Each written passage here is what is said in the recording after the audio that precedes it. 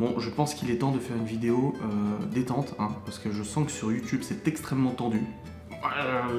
De ce que j'ai vu, c'est très tendu, très tendax, donc on va faire une vidéo un peu plus détente là, on va calmer un peu le jeu, c'est bon, l'orage est passé, hein. Détendez-vous, détendons-nous et on va tout simplement répondre à la suite des questions, des 100 questions que les personnes ne pensent pas à te poser. Je sais que ça vous a plu cette première partie, et quand je vous ai demandé si vous vouliez voir une suite, faire une deuxième partie ou une troisième partie, je sais pas si je vais réussir à faire Là j'étais à la question 30, alors je sais pas, j'en ai zappé quelques-unes qui étaient pas intéressantes, mais je vous ai demandé si ça vous plairait, et vous avez dit oui, donc je vous en fais une tout simplement. Et je pense que c'est rigolo, comme je vous ai dit, ça donne toujours des petites anecdotes, des petites choses comme ça. Alors on commence tout de suite dans le vif du sujet. La meilleure chose au petit déjeuner, je sais pas si j'avais répondu à cette question, mais je ne déjeune pas. En principe, à quelle heure vas-tu te coucher? Oula, entre 1h et 3h, 3h30, ça dépend des fois. Il y a des fois où je vais pas avoir le choix parce que j'ai pas mal de boulot à terminer à 3h du mat, mais des fois j'essaie en fait de faire tout le boulot que je peux l'après-midi et tout ça, que vous voyez hors cam et tout ça, pour éviter de me coucher. Je me couche vers minuit, 1h, donc ça dépend. Là par exemple, il est actuellement 23h52, je tourne cette vidéo, je vais monter cette vidéo,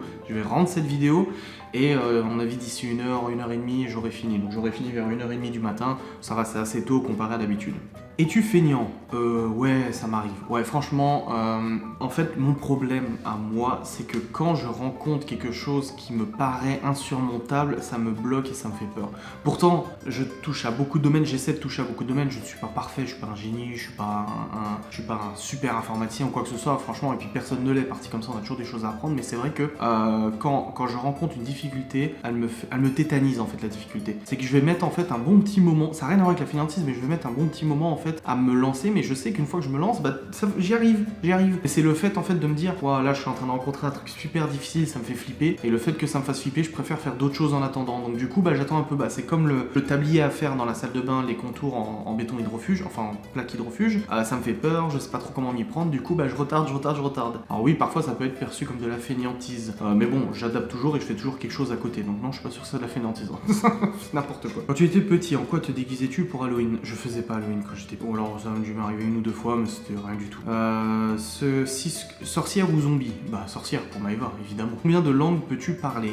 Très intéressant. Le français, parler, écrit. Alors j'ai des petits soucis en écriture, hein, je l'avoue, je fais des fautes d'orthographe régulièrement. Je me relis beaucoup. Maëva m'a beaucoup aidé là-dessus. Alors je suis allé jusqu'au bac, hein, je veux dire, je connais quand même les bases en français, mais c'est souvent des fautes d'inattention ou des fautes où je me relis pas, où je me corrige pas. Donc j'essaie de faire gaffe, j'utilise toujours pour les A accents et tout ça, j'essaie toujours de me redire dans la tête et tout ça. Mais c'est vrai que le français, je suis un petit peu à l'écrit, c'est un petit peu difficile. Après, au niveau de l'anglais, écrit, je pense que j'ai un bon niveau. Là, j'arrive à communiquer avec des clients, des choses comme ça. À l'oral, j'estime que j'ai un assez bon niveau, même si c'est toujours difficile de tenir une conversation avec un vrai américain ou un vrai anglais, tu vois.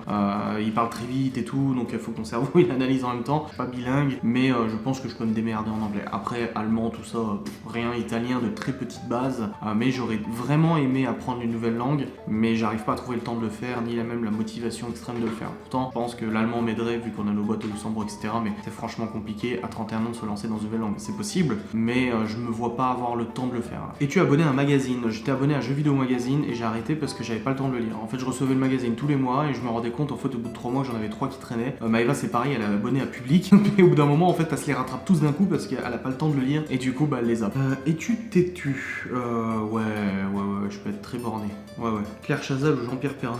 J'en sais rien, aucun des deux ou les deux, je m'en fous. As-tu déjà regardé des séries à l'eau de rose? Ah, j'adore. Twilight, Desperate Housewives, tous ces trucs-là. Même les feux de l'amour et tout, moi j'aime bien. Je suis bon public là-dessus, moi ça me fait délirer les histoires. As-tu peur du vide? Oui, j'ai le vertige. Ouais, je suis pas rassuré du tout, même monter une échelle et tout, ça a toujours été comme ça. Chantes-tu dans la voiture? Ouais. Ouais, quand je suis tout seul. Oui, ça m'arrive.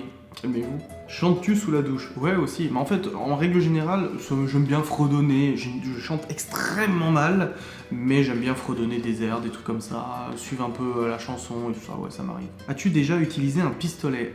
Malheureusement non, j'aurais bien voulu. J'aimerais bien m'inscrire à un stand de tir pour faire du tir de loisir et tout ça. Mais déjà, encore une fois, c'est le temps qui pose problème. Et aussi, toutes les paperasses et démarches, ça me semble tellement insurmontable que du coup, j'ai pas envie de me lancer. Vous voyez, ça rejoint un peu ce que je vous ai dit avant.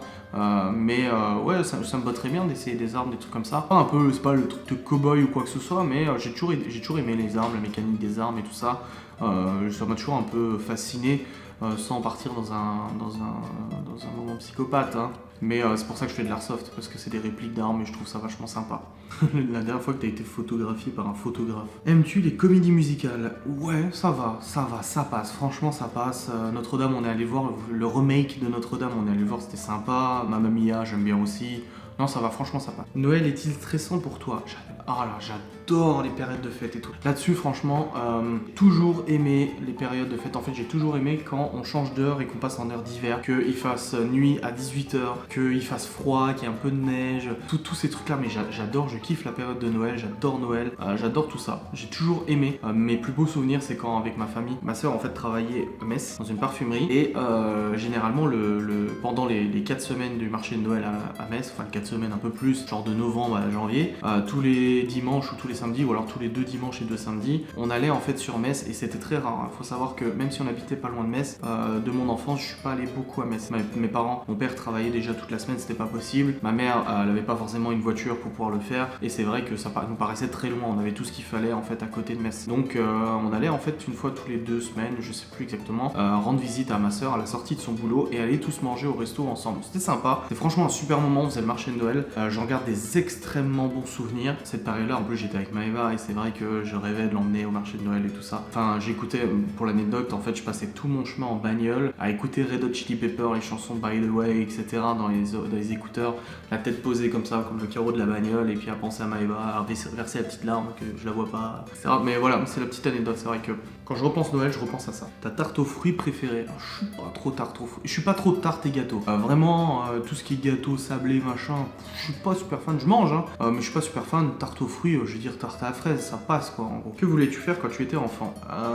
Bonne question. J'ai toujours voulu être réparateur de Ferrari. Me demande pas pourquoi. Réparateur de Ferrari. Et après, quand je suis rentré au collège, j'ai voulu être prof d'histoire. Et ensuite, j'ai switché vers l'informatique. Mais en fait, je répétais souvent que j'étais passionné par l'informatique, mais je voulais pas en faire mon métier parce que je voulais pas être dégoûté. Je voulais pas rentrer le soir du boulot ou alors passer ma journée au bureau et le soir me dire je veux plus toucher à l'ordi, ça me saoule, etc. Sauf qu'en ce temps-là, je me rendais pas compte que c'était possible d'aimer l'informatique en dehors. Et puis après, ça a progressivement switché vers l'informatique. Crois-tu aux esprits? Évidemment. As-tu des impressions de déjà vu? Oui, ça arrive souvent et c'est super flippant. J'ai essayé de regarder un peu scientifiquement c'est quoi, c'est cortex, cérébral, machin et tout ça. J'essaie de regarder un petit peu, mais c'est vraiment flippant.